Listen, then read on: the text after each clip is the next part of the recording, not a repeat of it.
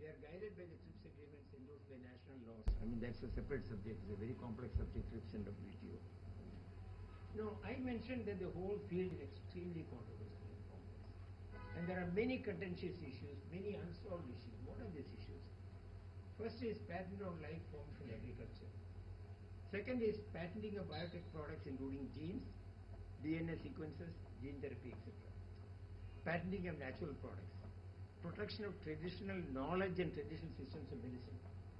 Extremely important for countries like India.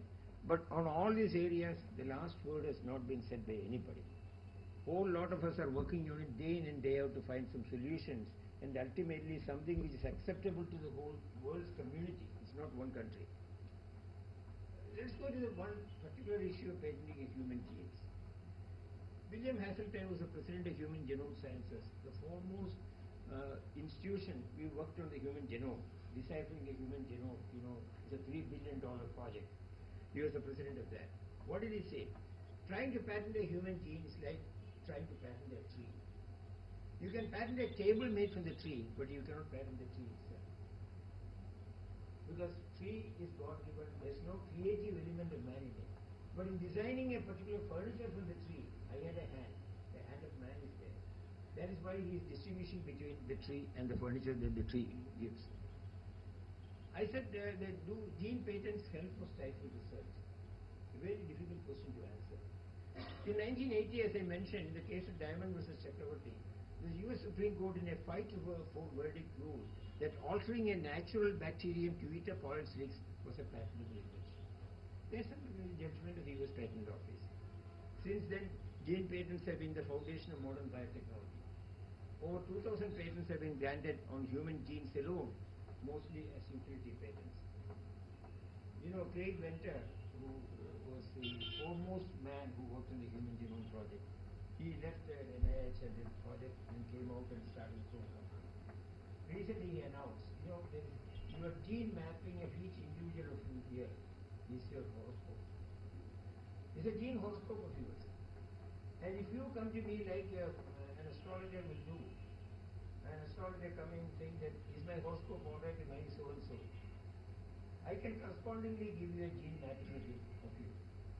And that is a different kind of horoscope, which has its own value in terms of who you are, what are the diseases that you are likely to get or likely not to get.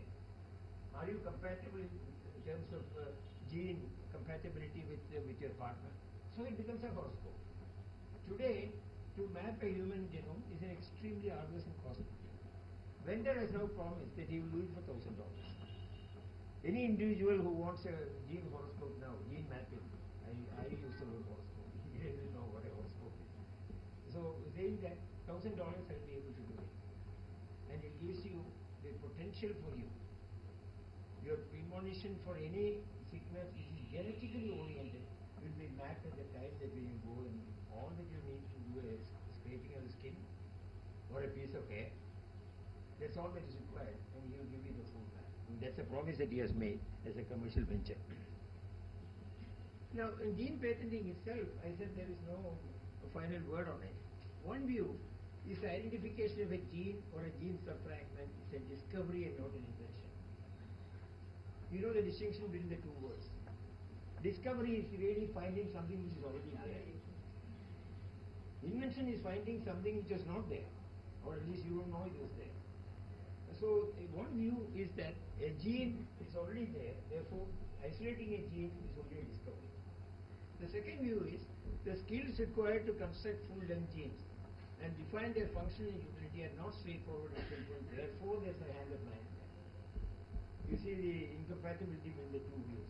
And both the views are still there, and there are very strong, agencies working one against the other. Naturally, the second view is endorsed by USA, Europe and Japan, because they stand to benefit by gene patenting. It is also accepted by Human Genome Organization, Biotech Industry Organization of UK Medical Research Council, National Institutes of Health, UK House of Commons and S&T Committee. None of the developing countries have approved, but we have no weightage anywhere in any case. Even if you don't approve, it doesn't matter, because actually the markets are dominated by these countries which have approved. The question is, whose genes are they anyway?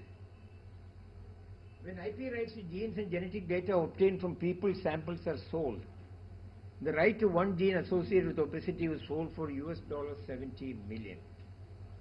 That's taken from a patient, from a person who is obese. Actually, the gene belongs to the patient who is obese.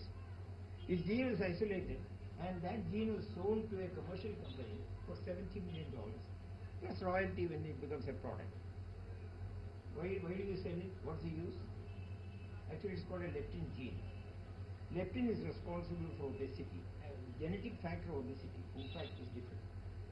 So in certain families, for example, the Raj Kapoor family, every one of them beyond an age has become obese. And I don't think it is all because of food or lifestyle. There are genetic components which came from the Kapoor family.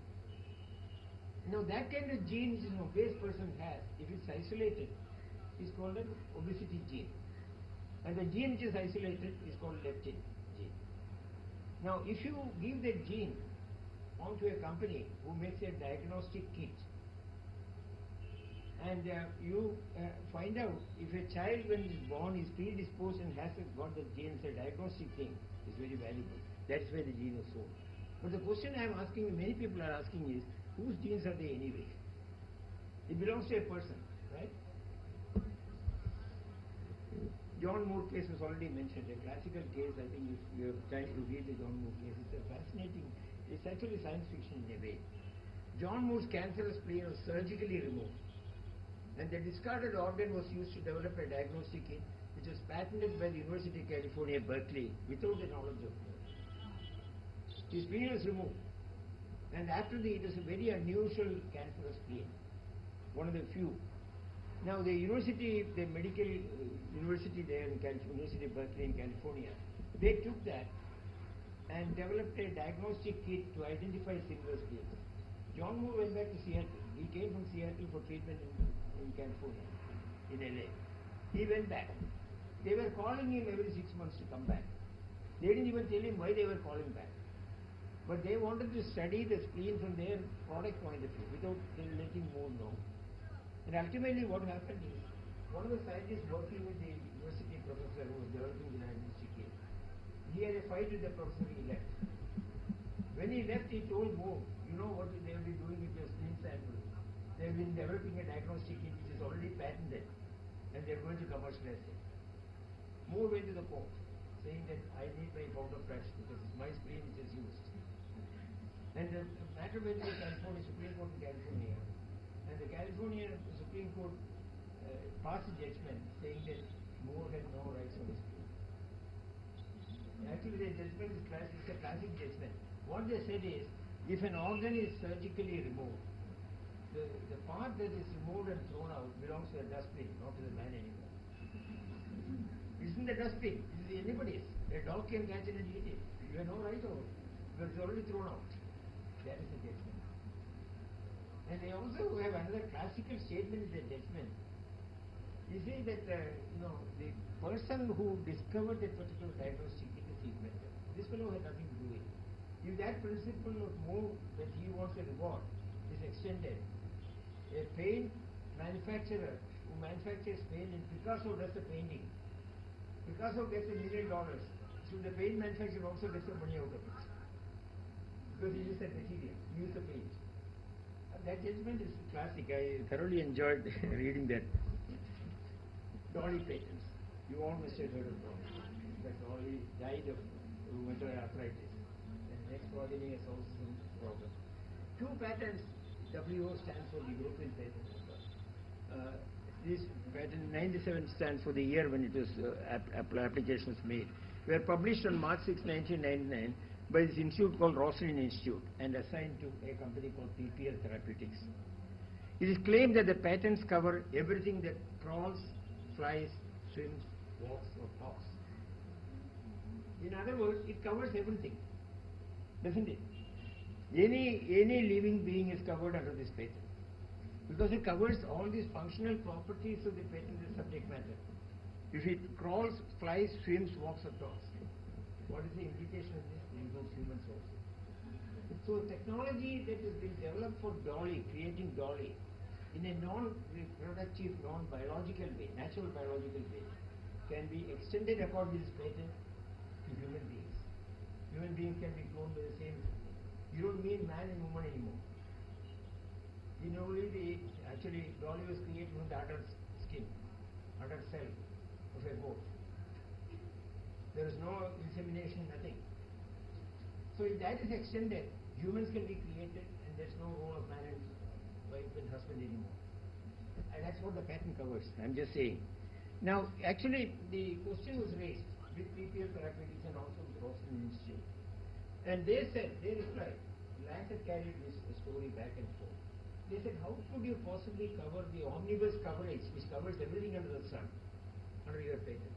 Then Roslin Institute says, they have not excluded humans to ensure that nobody else would lay claims to human cloning, and they themselves will never do it. Their answer was, if they left out the human beings from there, it is not protected anymore. So anybody else without infringement can use the technology. It will be harmful for the human race. And they themselves, their model said,